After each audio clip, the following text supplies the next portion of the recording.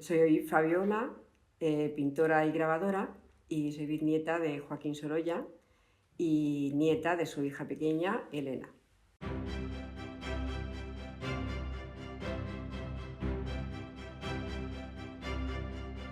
Sorolla nació en Valencia en el 1863, cuando tenía 2 años y su hermana 1 año, pues fallecieron sus padres.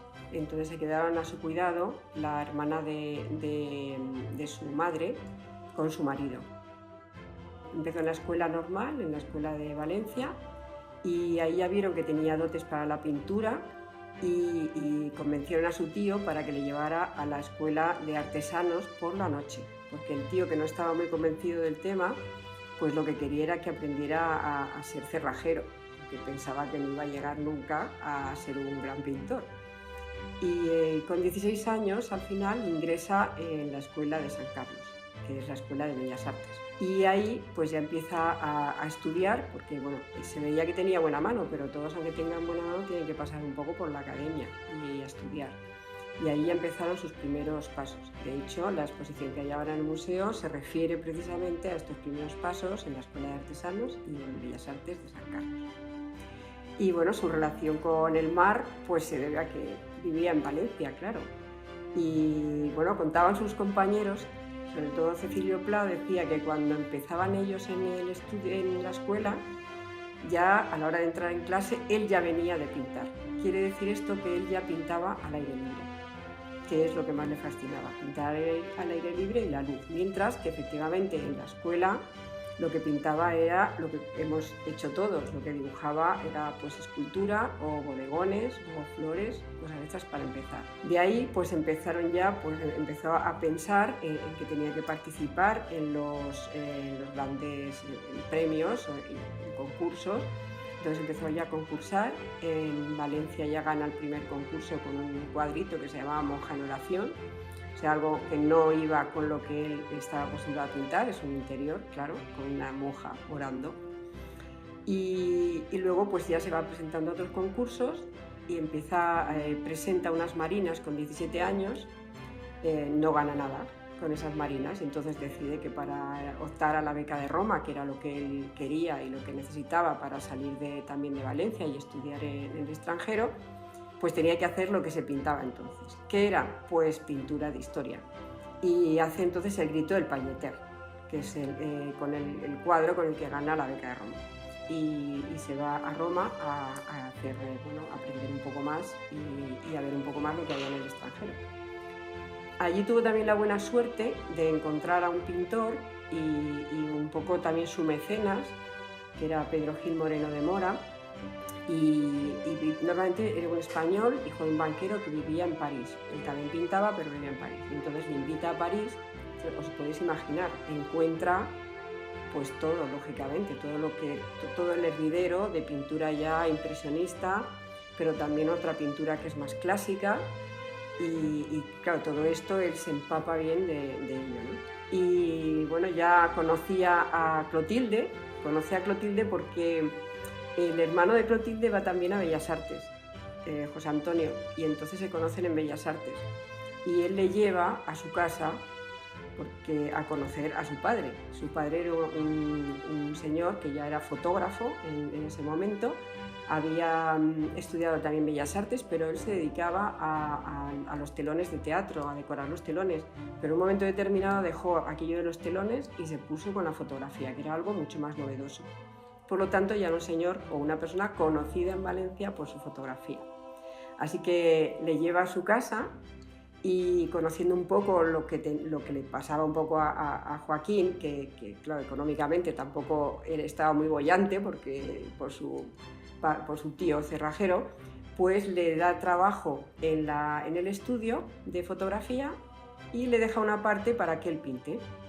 Entonces su suegro, vamos, el que sería después su suegro, le ayuda mucho. Ahí conoce a Clotilde, claro, también muy jovencillo, porque tendría 17 años, me parece, o así, cuando conoce a Clotilde. Y nada, pues serás la mujer de su vida, claro, ya para siempre hasta su muerte.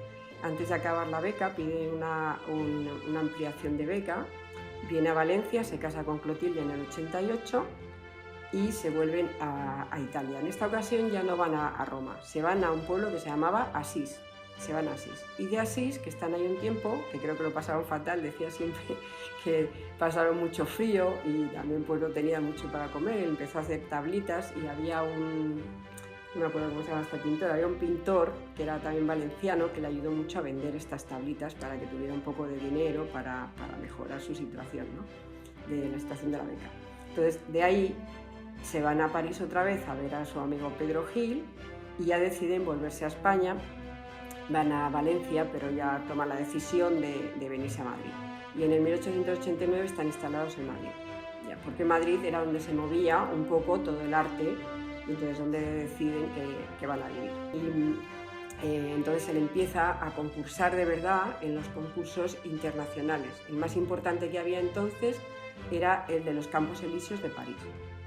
Y ahí empieza a tener sus primeros éxitos. En el 1895, justamente antes de que nazca mi abuela, pues presenta varias obras y gana con una de ellas, que es La Vuelta de la Pesca, un cuadro enorme que está en el Museo d'Orsay. Y luego el otro gran premio que tiene en los Campos Elíseos es el premio de los premios. Bueno, deciros que en esos concursos se presentaban pintores de todo el mundo. De hecho, hay una cifra en el 1895 y es que se presentaron 19.000 y pico cuadros. Ojo, y era una exposición internacional, de tal manera que cada país tenía un pabellón. Con estas, él sigue participando y en el 1900 gana el Grand Prix, que es el premio de los premios. O sea, es el premio más grande de esa exposición. A partir de ahí, claro, su fama ya es casi mundial, ¿no? Porque ya es lo que pueden ganar los mejores pintores. Y hay una galería en París, que es la Galería Georges Petit, que le propone hacer una exposición aquí. Como digo, en el 1906 la Galería Georges Petit ya decide hacer la exposición y hace una exposición a la que lleva casi 500 cuadros. O sea, la Galería de Georges Petit es una galería de galerías, es decir, que es una galería donde hay salas y en cada sala puede participar un pintor, o sea que a veces hay pues 4, 5, 6 pintores participando a la vez. Pero en el caso de Sorolla ocupó todas las salas. Y en el 1908 llega a Londres. Y en Londres, que no le fue tan bien como en París por diversas cuestiones de la galería, pues tuvo la suerte de conocer al señor Huntington. El señor Huntington era un hispanista americano que lo que hacía era recopilar volúmenes de libros españoles y al final creó una biblioteca en Estados Unidos, en Nueva York. No solamente era esto, claro, era un señor que compraba antigüedades, que compraba cuadros también, esculturas, a todo tipo de objetos de arte españoles. De hecho, es una colección magnífica.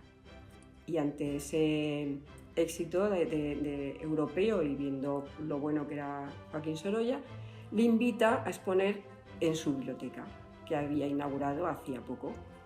Y bueno, pues mi bisabuela acepta y se va a Estados Unidos, a Nueva York, con otros 400 cuadros, porque para aquí iba a llevar poco. Luego vuelven en 1911 y ante el éxito de 1911, que también fue rotundo, pues ya el señor Huntington decide hacerle el encargo para que decore su biblioteca. Claro, no es un encargo de 4 cuadros, es un encargo de paneles enormes, son 14 paneles muy grandes. El de Castilla, para que os hagáis una idea, mide 14 metros por 3,5 de alto, no está nada mal. Son en total creo que como 70 metros cuadrados de pintura, lo que hace, y firman el contrato en París.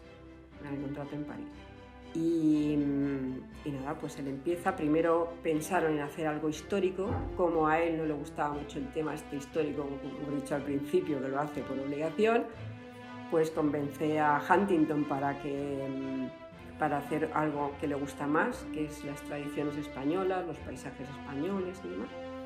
Y entonces empieza a pintar las regiones de España, ¿no? Y bueno, pues así empieza su periplo. Cada vez está más cansado, él se queja bastante que le duelen las cervicales, que no se encuentra bien, o sea, hay ya un desgaste muy grande, porque claro, el pensar en todo esto y luego además venir a casa, y en casa volvía a pintar.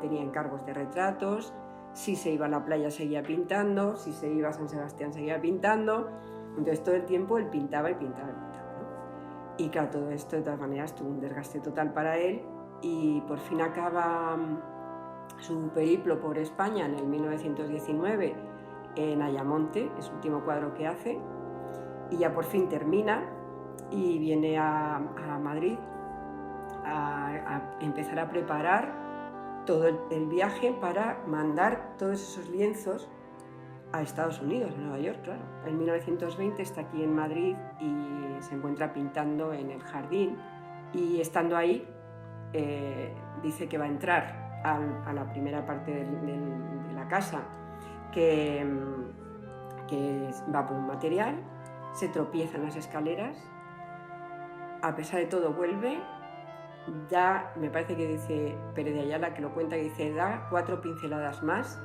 y dice, no puedo más. Dice, ya vimos que no podía más. Y a partir de ese momento ya no pudo pintar más.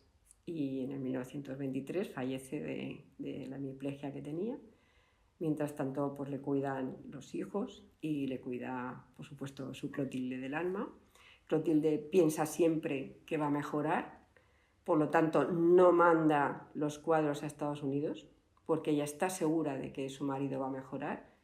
Y ya cuando fallece preparan todo, y es Joaquín hijo el que lleva todo a Estados Unidos. Luego ni ella ni él vieron los paneles colocados en Spanish Society. Cuando la muerte vidríe de mis ojos el cristal, mis párpados aún abiertos, ¿quién los cerrará? Cuando la campana suene, si suena en mi funeral, una oración al oírla, ¿quién murmurará? Cuando mis pálidos restos oprima la tierra ya sobre la olvidada fosa, ¿quién vendrá a llorar? ¿Quién, en fin, al otro día, cuando el sol vuelva a brillar, de que pasé por el mundo, quién se acordará?